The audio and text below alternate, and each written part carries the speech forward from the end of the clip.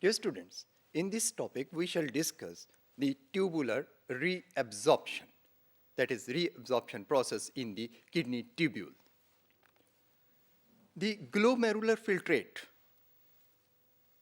flows sequentially through the various or successive parts of the renal tubule.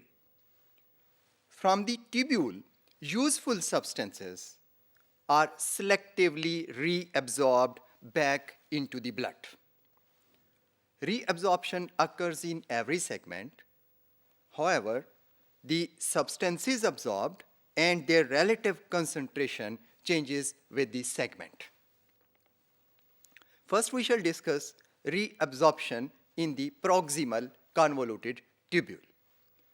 The cells of proximal convoluted tubule reabsorb about 60 to 70% volume of the ultrafiltrate, यानी कि जो ultrafiltrate है उसका तकरीबन 60 से 70% हिस्सा जो है वो प्रोक्सिमल कन्वोल्यूटेड ट्यूब्यूल में रीअब्जॉर्ब हो जाता है.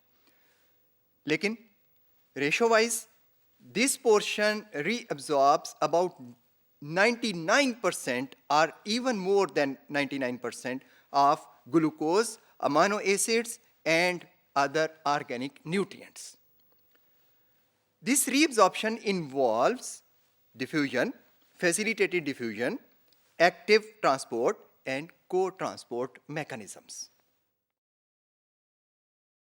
Proximal convoluted tubule also actively absorbs various ions like sodium, potassium, magnesium, phosphate, bicarbonate and sulfate ions. It also reabsorbs some ions passively.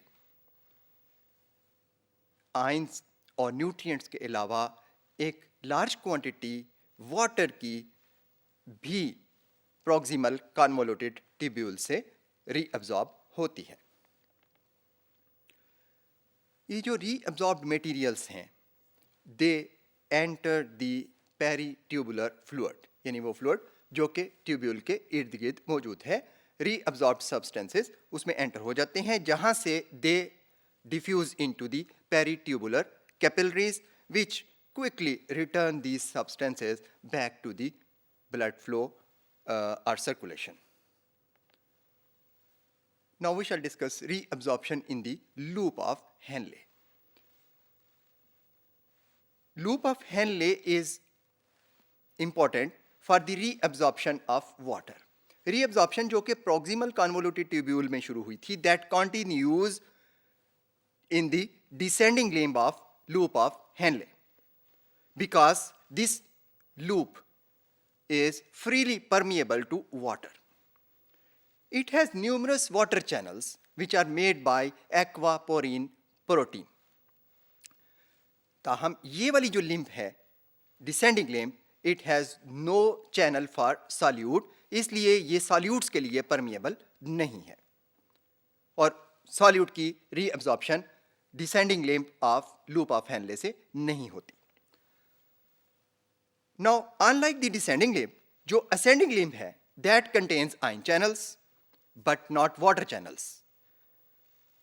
इसलिए इस लिम्ब से आयंस की रीअब्जॉर्प्शन होती है जबकि वाटर इस लिम्ब से ज़्यादा रीअब्जॉर्ब नहीं होता. Overall, the loop of Henle reabsorbs about half of the water and 2/3 of the sodium and chloride ions which enter into it in the filtrate form from the proximal convoluted tubule. क्योंकि proximal convoluted tubule तो अपना role play कर चुके हैं, उसके बाद जितना fluid या फिल्ट्रेट लूप ऑफ हेनले में एंटर हुआ था उसका हाफ वाटर और 2/3 आयंस लूप ऑफ हेनले में एब्जॉर्ब हो जाते हैं. This absorption takes place by a special mechanism which is called counter current exchange or counter current multiplication. Now we shall discuss reabsorption in the distal convoluted tubule. Filtrate का जो initial filtrate था उसका तकरीबन 15 से 20% हिस्सा distal convoluted tubule तक पहुंचता है.